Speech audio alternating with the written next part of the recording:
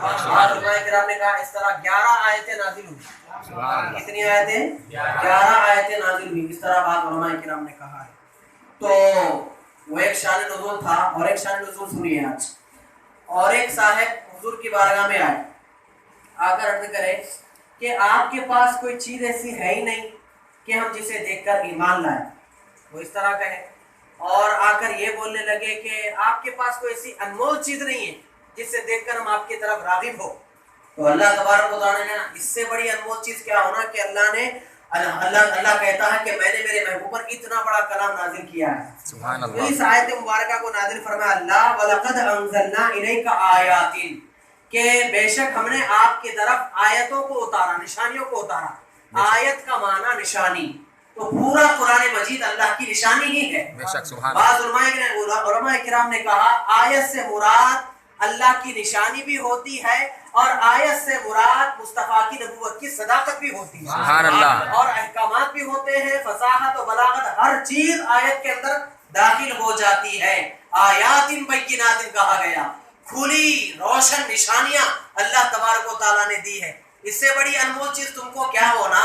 सहाबा किराम हुजूर अकरम सल्लल्लाहु अलैहि वसल्लम के जो सहाबा थे, मालूम है कोई यहूदियों से मिलते तो क्या फरमाते, कितने बड़े नादान लोग हैं तुम लोग। खुद हम जब इस्लाम नहीं लाए थे, हम जब दायरे इस्लाम में दाखिल नहीं हुए थे, तुम हमसे मिलते थे तो बोलते थे कि हमारी तौरात में इस तरह लिखा हुआ है, घुंघरानी बाले वाला पैदा होने वाला है, चमकते चेहरे वाला, एक बेहतरीन चेहरे वाला पैदा होने वाला है, एक नबी आखिर ज़मान, सुबह उठे शाम उठे तुम नबी की तारीफ ही करते थे, इस तरह पैदा होने वाला है, इस तरह पैदा होने वाला है, तारीफें तुम्हारी ज़बानों से हम सुने। जब वैसा नबी पैदा हुआ हम ईमान तो ला लिए, लेकिन तुम लोग ईमान नहीं लाए, जबकि तुम्हारी मुंह से सुन सुन के हमारे दिल में तमन्ना हुई कि आखिर वो कौन नबी है जिनके बारे में तुम खुद इतने बातें कहते हो। जब वो नबी पैदा हुआ तो हम ईमान लाए, जबकि तारीफें तुम करते थे हुजूर आने से पहले। तुम्हारी ये बातें सुनकर हमारे दिलों में वो नबी की अजमत पैदा हुई, हम मुसलमान हुए, लेकिन तुम बोलने वाले मुसलमान नहीं हुए। तो वो लोग जो है ना फिर बहानेबाजी शुरू कर दिए, कभी जिब्राइल का बहाना बनाए, हाँ, तो कभी कुरान का बहाना बना। अरे मेरे भाई, कुरान का बहाना कैसे बनेगा? एक बात याद रखिए, कुरान से नबी की नबूवत, कुरान जो होती है ना, कुरान को देखकर ये नबी है ये मानना जरूरी नहीं है। क्या बात? एक बात याद रखिए, कुरान बोला तो मैं नबी को नबी माना, और कुरान बोले तो नबी नबी नहीं होता। कुरान पर मौकूफ नहीं है वो, क्योंकि कई अनबिया किराम ऐसे दुनिया में आए जिनके पास कोई किताब थी ही नहीं, तो क्या उनको नबी नहीं मानेंगे? तो नबी, पहले नबी कुरान को देखकर नहीं होता, अल्लाह तबारक व तआला किसी बंदे को नबी बनाकर भेजता है, बस वही नबूवत है।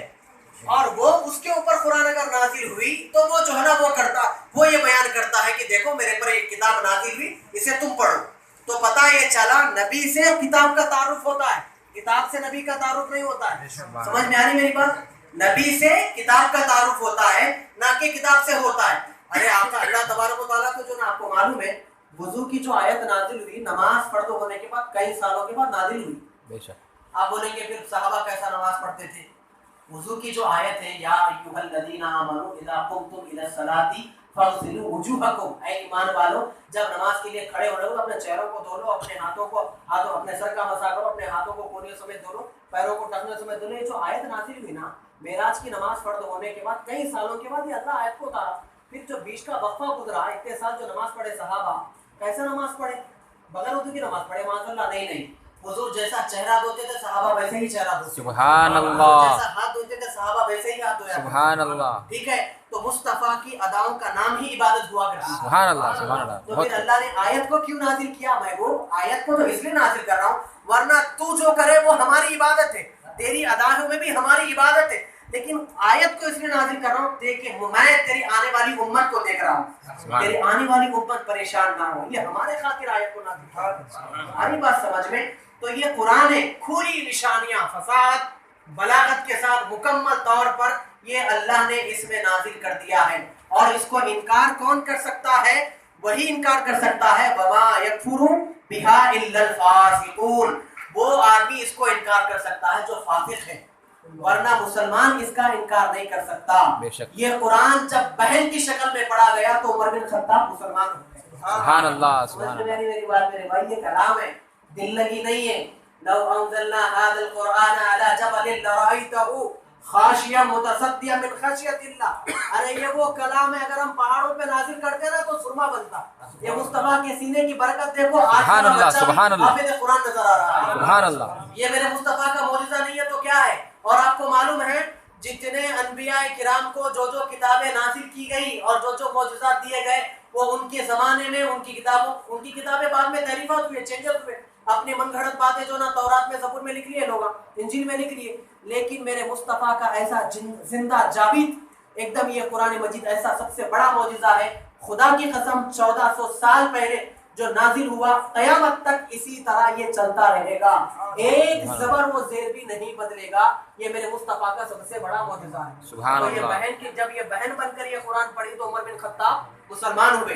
जब ये माँ बनकर ये कुरान पढ़ी तो फिर नेज़े पर चढ़े इमाम हुसैन तो भी इस कलाम को सुनाया उन्होंने। नेज़े पे चढ़ के भी हजरत इमाम हुसैन ने कलाम को सुनाया। ये अल्लाह का कलाम है जिसमें खुली खुली निशानियां बयान की गई है।